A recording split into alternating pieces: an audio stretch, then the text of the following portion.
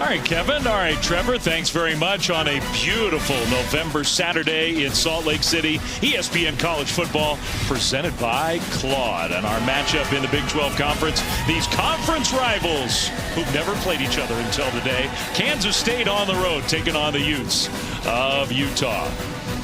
It's been a fascinating year in the Big 12. The biggest story has been Texas Tech, but they have 5 ranked teams in the latest version of the college football playoff rankings, including 6-1 BYU and 9-1 overall. And these Utah Utes, the guys were just talking about it in studio, red hot Utah. Dave Fleming, Brock Osweiler, great to have you with us here from Salt Lake City. Well, look, you and I, throughout the course of our broadcast, we're going to talk about the possibilities for the Utes. They're in position maybe to have an argument for the college football playoff. If somehow they could get in, I don't think there's a team in the country that would want to play Utah right now. They are just smoking hot. That's an absolute fact. There's arguably no hotter team in college football right now. In Utah's 8 wins this season, it's been total domination. You go back a month ago when Utah last lost on the road to BYU. Since that moment a month ago, they're first in the country in in points per game, first in rushing yards per game, and 4th in total yards per game. So it's been an offensive explosion, and a big reason for that is offensive coordinator Jason Beck, who came over from New Mexico. The guy's been absolutely fantastic. Yeah, maybe it took him a few weeks to kind of get the new system in place, get everything rolling.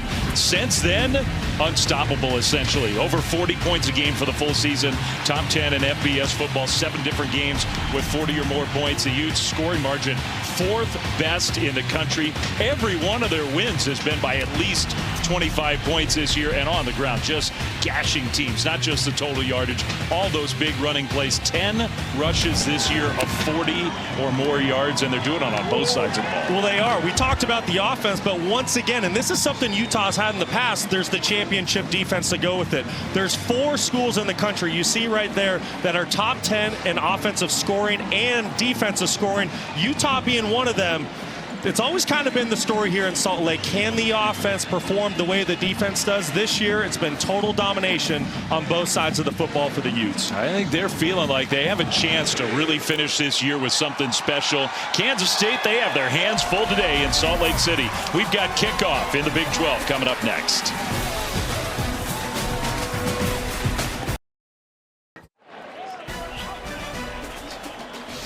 You're watching the Big 12 Conference on ESPN from Rice-Eccles Stadium, which will be full in the daytime hours. No night game here in Salt Lake City this week for Kansas State and Utah. Dave Fleming, Brock Osweiler. Stormy Bonatoni is with us as well. And as we get ready for kickoff, let's send it down to Stormy. Well, Dave, we know it's already been a pretty uphill battle for Kansas State this season. And now, with the exception of Avery Johnson, they're going to be down their top players on both sides of the ball throughout the rest of the season. Their top wide receiver, most explosive play threat, Jace Brown, suffered a season-ending injury last game. Their running back, Dylan Edwards, who's up and down with injuries this year as well, officially left the program recently. And their lead tackler, Austin Romaine, had been playing through a painful hand injury the last few weeks. He ended up having season-ending surgery. So to recap, top wide receiver, running back, and lead tackler all out down the stretch. Despite it all, though, head coach Chris Kleiman did tell us he's proud how his team has reacted and stayed in the fight, and they're going to have to continue to grind it out here today against a tough Utah team, guys. All right, Stormy, thanks. A lot of adversity. It's been a tough year overall for Kansas State. Started, of course, overseas in Ireland. Whether that had an impact on their early season results, I think a lot of people believe that it did. They've played better recently, Brock. Last week, ugly, but they did get a win in Stillwater. Yeah, nothing really pretty about the game a week ago. And you talk about the Kansas State season, you look at their record, 5-5. A lot of people around the country think that this is a much better Wildcat team. 3 of those 5 losses by just a couple points. It's been a really tough year for the Wildcats. Yeah.